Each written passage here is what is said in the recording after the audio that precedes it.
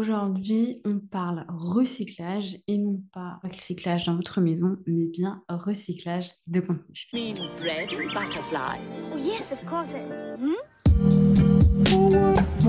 Salut à tous, c'est Aude et j'espère que vous allez bien. Aujourd'hui, j'ai envie qu'on parle du nouveau process que je suis en train de créer afin de pouvoir optimiser mon business. Ce process, c'est tout simplement le process de recycler mon contenu. Comme vous le savez sans doute, ça va faire maintenant 1 an que j'ai ma chaîne YouTube. Je crois qu'on est à peu près à 112 vidéos sur la chaîne, ce qui fait que concrètement, j'ai 112 contenus qui m'attendent et qui peuvent être recyclés. Alors, pourquoi est-ce que j'ai envie de recycler mon contenu? Tout simplement parce qu'il y a plein de contenus que j'ai faits que je trouve extrêmement pertinents et qui aujourd'hui, c'est pas qu'ils sont perdus dans les limbes, mais c'est juste que je communique plus dessus. Vous connaissez un peu le concept, quand vous créez un nouveau contenu, vous le mettez en avant, il gagne des vues et ensuite, c'est plus, ça va être joué sur toute la partie référence. Bien entendu, avec YouTube, j'ai eu des vidéos qui ont très très bien marché beaucoup plus tard, pas forcément au lancement ou qui ont fonctionné au lancement, mais qui ont continué à marcher par la suite et c'est pas le cas de toutes mes vidéos. Et pour autant, il y a des vidéos dont je suis extrêmement fière, qui sont hyper pertinentes, pleines d'expertise, pleines d'expérience et que j'ai envie de vous repartager. C'est pour ça qu'aujourd'hui, on va parler de ce fameux process de recyclage. Donc déjà, pour établir un petit peu là où on en est, aujourd'hui, je sors 2 vidéos par semaine. Une vidéo le mardi qui est plus axée business et pour le coup expertise expérience et une deuxième vidéo qui sort le vendredi qui elle va être plus axée outils, tutos, un petit peu pratico-pratique où je vais vous montrer mon écran, on va créer des choses ensemble. Très axé bien entendu sur Notion et Google Calendar, donc tout ce qui va être organisation. Ensuite, on va avoir le podcast. Le podcast, le concept il est simple, 10 minutes pour parler d'un sujet qui touche à la productivité, à l'organisation, la santé mentale ou tout simplement les relations. C'est très important pour moi d'avoir ce genre de format-là parce que c'est un format qui me permet vraiment de vous dire un petit peu tout ce que j'ai dans la tête. Ensuite, on va également avoir Instagram où sur Instagram, quand je poste régulièrement, je vais poster 3 fois par semaine. Très souvent, un post un petit peu fun où il y aura une photo de moi ou un truc comme ça. Un post plus expertise au format carrousel et un post un peu plus éducatif motivation au format infographie. Donc j'ai des concepts comme vous pouvez le voir sur chacune des plateformes et même sur chacune des vidéos ou des posts qui va sortir. Ça c'est la première chose que moi je peux vous conseiller, c'est que quand vous allez réfléchir à la création de contenu, déjà de pas réfléchir en mode il me faut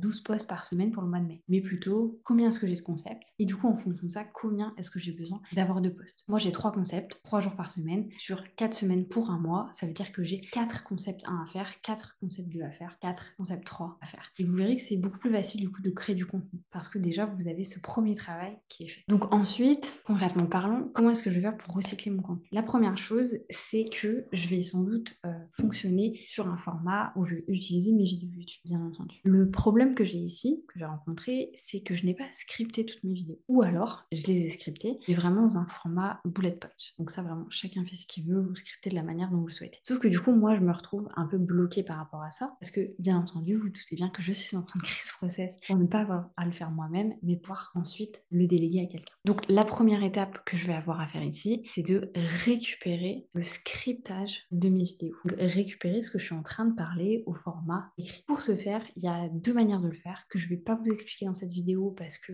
la technique, c'est pas forcément... Enfin, j'ai pas envie de parler de ça dans cette vidéo. Je vous mettrai du coup en lien les 2 vidéos que j'ai utilisées. Une première vidéo qui vous explique un système plus ou moins payant et une deuxième vidéo qui vous explique un système complètement gratuit. Alors, je vous avoue que c'est un peu du bricolage, mais au moins ça vous permet de le faire complètement gratuitement. Donc honnêtement, moi je pense qu'on va tester ce format-là avant d'obtenir des résultats, de voir comment ça fonctionne et ensuite peut-être qu'on passera effectivement sur le format payant. Parce que c'est vrai que tous les logiciels qui existent pour faire de la transcription audio vers du coup du format texte est extrêmement cher. Genre vraiment, ça coûte super cher.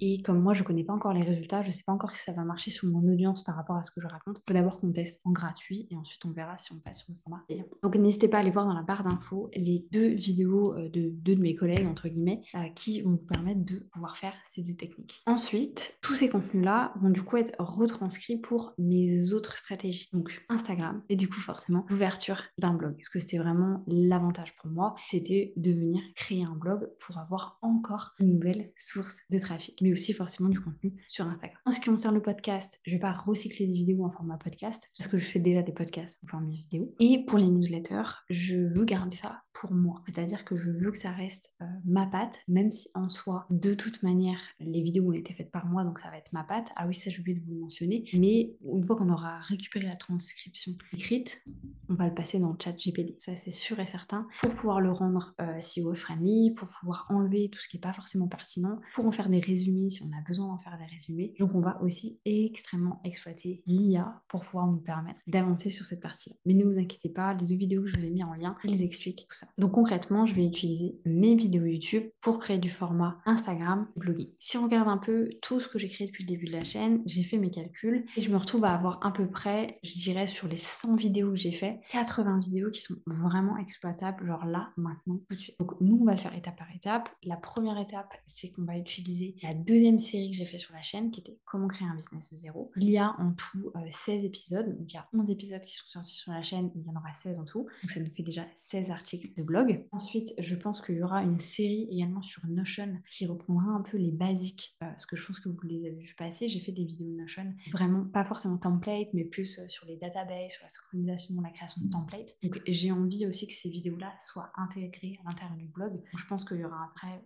4 vidéos sur Notion. Ensuite, on va sans doute venir exploiter tout le podcast. Comme ça, c'est fait. Et parce que le podcast, je trouve que c'est des épisodes qui sont beaucoup plus personnels, qui vont beaucoup plus montrer ma personnalité. Donc j'ai vraiment aussi envie de les mettre en avant. Et si j'ai fait mes comptes, il y a à peu près 14 épisodes sur les 21 épisodes qui sont exploitables au format blog. Sinon, les autres, franchement, ça serait hyper redondant ou ça serait pas forcément pertinent. Je vois pas l'intérêt non plus de tout réutiliser. Mais je crois qu'il y en a 14 qu'on peut venir reprendre. En gros, ce que ça veut dire, c'est que si on reprend les 16 épisodes, les 4 vidéos Notion que j'ai envie de faire et les 14 épisodes de podcast, il y a à peu près 34 idées d'articles de blog. 34 articles de blog, c'est 8 mois de contenu. 8 mois de contenu, ça veut dire que si on commence cet été, je suis tranquille jusque, alors pas le milieu de l'année prochaine, mais presque. Et ça, je trouve ça hyper intéressant. C'est pour ça que c'est intéressant pour vous d'avoir un process et moi je vous invite à commencer dans tous les cas à faire du contenu vidéo long qui pourra ensuite être réutilisé pour d'autres choses dans tous les cas. Parce que c'est ça aussi l'intérêt, c'est que je crée déjà du format qui est long, mais ça peut aussi être réutilisé en Reels. Et je sais que potentiellement c'est ce qu'on va faire, c'est-à-dire qu'on va réutiliser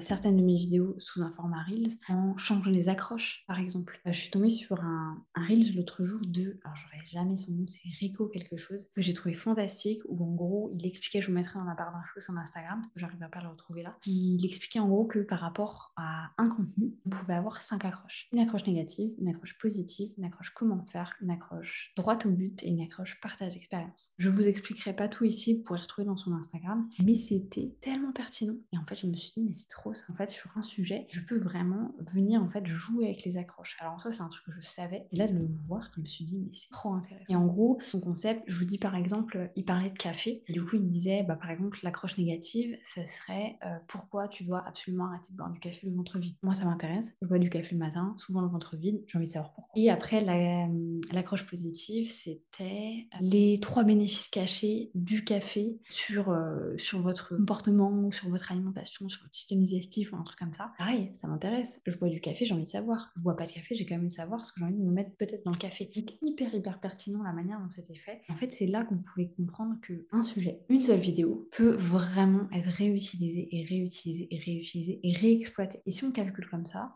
une vidéo YouTube, c'est un article de blog, ça peut être une infographie, un carrousel, un Reels, un autre carrousel si vous avez envie d'avoir un autre angle. Et concrètement, avec une seule vidéo, vous pouvez faire 5 contenus très facilement. Ce qui veut dire que si vous faites X contenus à l'année, finalement, peut-être que vous allez devoir faire que 100 contenus pour au final en faire 500. Et ça, je trouve ça hyper intéressant. Donc ce process-là à prendre en compte, il est trop bien. D'ailleurs, je pense que je ferai un épisode un peu plus, alors, pas un épisode mais une vidéo, un peu plus, comment dire, immersion. Si ça vous dit, n'hésitez pas à me dire dans les commentaires. Si vous voulez qu'on fasse en fait ce process-là, par exemple, on prend une vidéo ensemble, on récupère le script ensemble, on passe dans le chat GPT ensemble, et ensuite on voit ce qu'on peut en faire, carrousel, infographie, article de blog, etc. Je pourrais faire une deuxième version en fait à cette vidéo. Donc n'hésitez pas à me le dire. Et du coup, ça m'amène, j'ai envie qu'on aille voir ensemble comment se déroule en fait la partie blogging sur système.io, parce que je pense qu'il y a plein de trucs à voir. Donc quand on arrive sur système.io, on est là-dessus. Alors pourquoi je vous parle de système.io? Parce que moi j'utilise système.io, c'est tout. Donc, allez sur le format qui vous plaît. Moi, j'aime bien système.io, donc je reste là-dessus. Donc, on arrive sur système.io, on a ça. Donc, moi, comme vous pouvez le voir, j'ai pas de blog. Alors, on va en créer un directement. On va lui donner un nom. Hop. Blog de Aude, trait 2006. On va choisir mon extension de domaine. Le chemin URL, bah, ça va être blog, tout simplement. Après, on a des choix de modèles. Alors ça, j'avais déjà regardé et je trouve tout était très moche, à part celui-là. Donc nous, on va sélectionner celui-là. N'oubliez pas que vous pouvez juste cliquer sur aperçu du modèle et voir, hein. Donc moi, je vais sélectionner celui-là. Je sauvegarde. Je pense que ça va mettre un petit temps, parce que si je dis pas de bêtises, en fait, ça vous crée directement le site. Ça, c'est hyper intéressant. Donc ok, là, on a les informations. Je clique dessus et badaboum. Ok, donc là, si je fais voir le blog, ok, bah écoutez, moi, je trouve ça hyper intéressant. Comme quoi, franchement, faut pas se prendre la tête. Désolée aux développeurs web qui passent par ici. En gros, les informations qu'on va avoir, parce que j'ai été regarder bien entendu un petit peu avant de faire cette vidéo. Ici, du coup, on a tous les articles directement qui sont listés. Donc là, vous pouvez faire des modifs en fait directement. Ils rentrent chacun dans des catégories. Donc ça, c'est à vous de créer les catégories, parce qu'après, vous allez pouvoir les reclasser aussi. Si vous voulez peut-être, je sais pas moi, mettre en avant, moi je fais un lancement sur les lancements. Je veux que quand on arrive sur le blog, on n'ouvre que les posts sur les lancements. Je peux choisir la catégorie 1 qui sera les lancements. On verra que ça. Statut, bah, je pose publier, pas publier, date de création, ok. Au niveau des options, on peut le voir, on peut l'éditer, le dupliquer, on peut voir les paramètres, je pense que c'est changer le titre, etc. Le désactiver, le supprimer. Parfait, hyper intéressant. Ensuite, j'ai vu qu'il y avait ce format-là aussi, c'était la mise en page des articles et les templates du blog. Les templates du blog, ça vous permet en fait de modifier directement l'apparence. Donc si jamais je modifie ça, ça modifie sur toute la page. Si je modifie ici, ça modifie sur toute la page, le contenu du blog, et ça pareil. Donc ça, c'est hyper intéressant parce que ça vous évite de devoir aller remodifier à chaque fois à droite et à gauche. Ensuite, je pense qu'on a la même partie pour la mise en place des articles. Ouais, on va avoir le même format, donc là, je pense que vous pouvez modifier une seule fois, faire vraiment un bon squelette de votre article et ensuite pouvoir du coup l'enregistrer et en fait le réutiliser à chaque fois. Donc ça, super intéressant. Alors le blog, ok. Modifier le blog, ça nous dit quoi? C'est les informations basiques. Ensuite, on a des pages qui sont créées de base. Page d'accueil, liste des articles, appro et contact. Donc en fait, c'est presque un site web, honnêtement.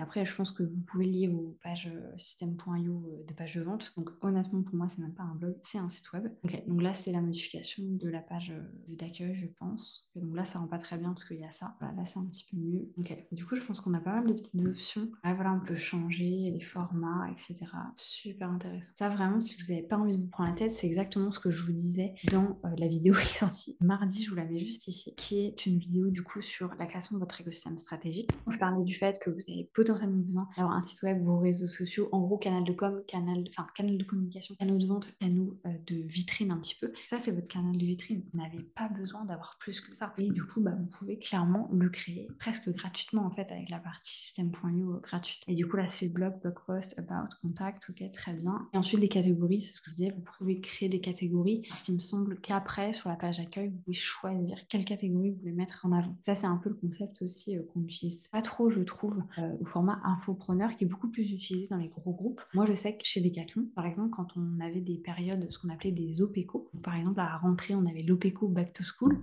donc l'OPECO rentrée, bah, toute la page d'accueil était faite pour ça. C'est-à-dire qu'on avait une bannière spéciale, on avait une Back to School, tous les produits qui étaient proposés faisaient partie de la catégorie Back to School, donc d'un catalogue super spécifique. C'est exactement ce que vous pouvez venir faire aussi avec cette partie-là. Et ensuite, si on voulait, bah, par exemple, aller modifier un article, alors moi, ce que je vous invite à faire, c'est de tout supprimer ici, de modifier la mise en page des articles, parce qu'après, du coup, ça va être fait aussi sur les autres. Et si on va dessus, donc ça, comme je vous dis, hein, c'est modifié partout automatiquement. Ok, donc cela, c'est modifiable quand même. Du coup, je peux modifier la photo. Je peux modifier mon petit texte ici. Ok. Ouais, très bien, qui a fait ça? Vous avez vos petits emojis. Écoutez, pour moi, c'est hyper simple à utiliser. Donc, je pense que, dans tous les cas, hein, je vous le dis, le blog va être créé, je pense, à partir du mois de septembre. Je voulais qu'en juin, on sorte la boutique Notion. C'est déjà fait. Donc, n'hésitez pas d'ailleurs à aller la retrouver si jamais vous le souhaitez. Et à mon avis, on va sortir vraiment la partie blogging après l'été. Parce que j'ai envie qu'on teste et j'ai envie surtout qu'on prenne de l'avance. Parce que pour moi, c'est important que les gens avec qui je travaille ne soient pas